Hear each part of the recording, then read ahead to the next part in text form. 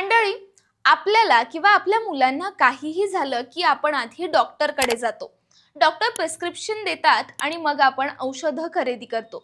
मात्र छिंदवाड्यात एका प्रिस्क्रिप्शन मधील एका कफ सिरपमुळे 14 मुलांचा मृत्यू झाला. ही घटना खरंच धक्का देणारी आहे.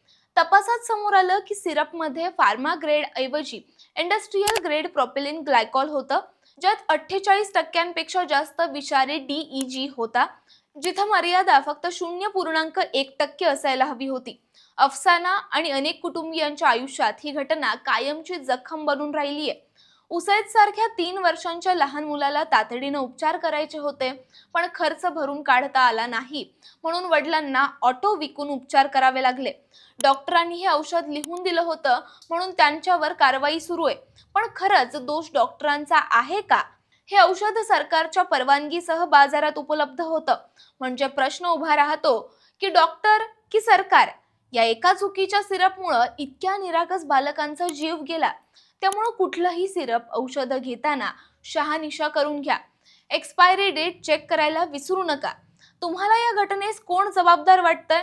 कमेंटमधून नक्की सांगा. आणि अशाच उपयुक्त माहितीसह पाहत रहा. सबस्क्राईब करा. त्याचं काय महाराष्ट्र.